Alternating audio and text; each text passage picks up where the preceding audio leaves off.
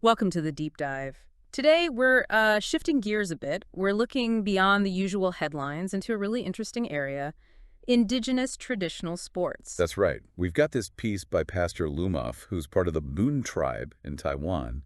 It's called Two Sports Meets One Spirit, roughly translated. Yeah, and it's not just, a report, it's more personal. He connects a recent Bunun traditional sports event with Mother's Day reflections. Exactly. And it gives us a fantastic lens to explore what these events really mean, especially when you put them side by side with, say, the Olympics or big international games. So our mission today is really to unpack that spirit, that unique purpose behind these traditional sports. And Pastor Lumaf's account of the Bunun traditional sports meet is a great starting point. He talks about this event in early May. Right, and it moves around, doesn't it, across the different Bunun regions. Yes, rotates through the 8 administrative regions.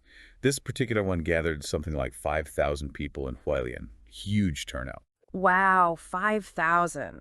And he mentions the feeling, the atmosphere.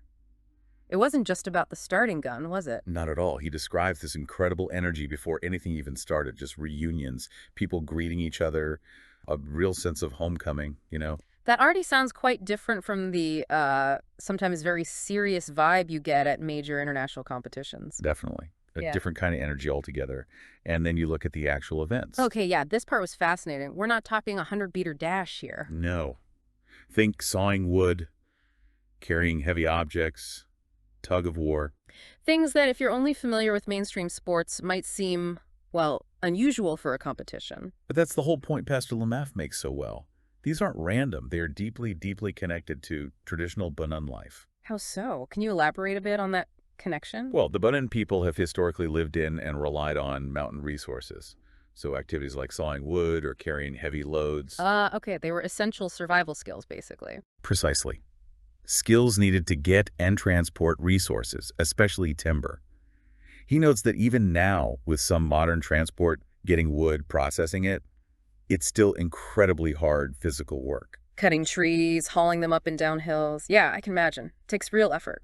Which brings us to a really quite moving part of his reflection, how he links this physical reality to Mother's Day.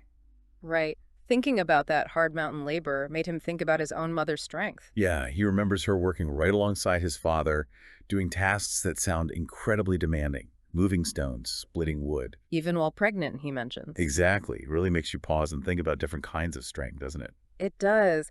And he has this thought about how his mother might have competed.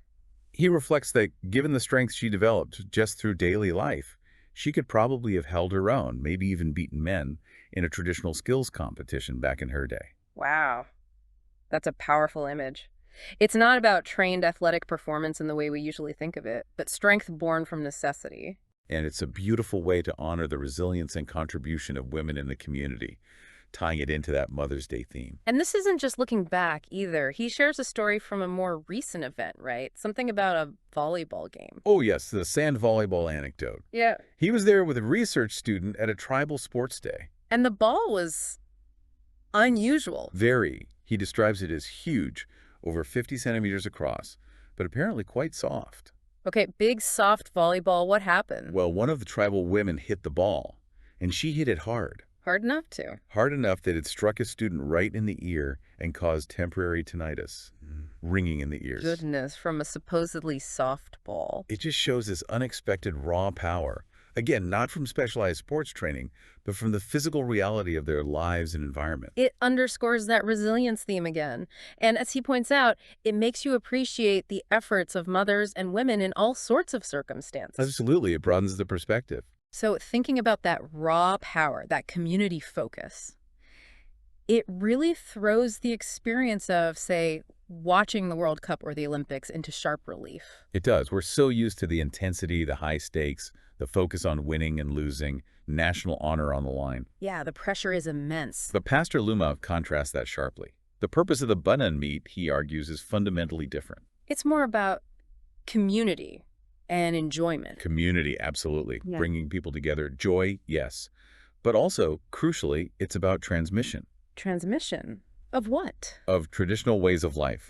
Using these engaging, fun activities to remind people, especially the younger generations, of the skills and knowledge of their ancestors, keeping that connection alive. So winning isn't the primary goal. It's more about participation and cultural continuity, That seems to be the core idea. The competition is a vehicle for something else. which I suppose stems from a different philosophy underpinning the whole thing. He brings in a quote, doesn't he, from the Bible. Yes, from Paul in 1 Corinthians.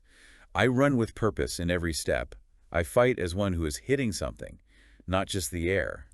Okay, running with purpose. How does he apply that here? He suggests both types of competition, international and traditional, involve purpose, goals, direction.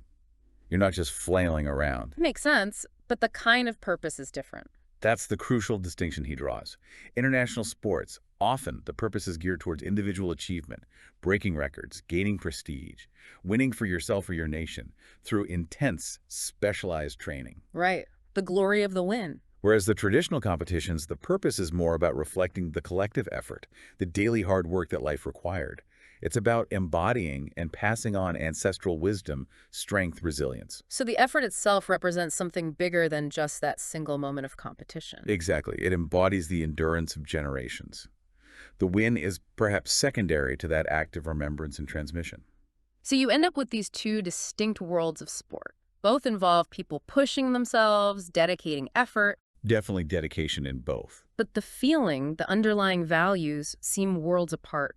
One is often very focused on the individual peak, the measured result. And the other is woven into the fabric of community life, history, and, well, survival skills made celebratory. It's a fascinating contrast, and it maybe leads to a broader thought, too. How so? Well, this idea of effort and purpose. Maybe we can think about personal growth in a similar way, like the challenges we set for ourselves. Ah, like a kind of internal competition, pushing against your own limits or your past self. Yeah, exactly. Requiring that consistent effort, driven by our own values, perhaps. Not for a medal, but for growth itself. That's a really interesting parallel to draw. It connects back to that idea of running with purpose, whatever the track looks like. So wrapping up this deep dive, what we see in these indigenous traditional sports, like the Bunun event Pastor Lumaf describes, is this incredible spirit. It's about community, yes, but also preserving culture, celebrating everyday strength. A spirit that feels quite distinct from the often intense, win-focused nature of global sports as we usually encounter them. Both valid in their own spheres, but driven by different things. Absolutely. And maybe that leaves us and you listening with a final question to chew on. Which is, How do the activities we pursue, competitive or otherwise, reflect our values? What lessons are embedded in them, consciously or unconsciously? what's the spirit behind our own efforts and achievements? A great question to consider.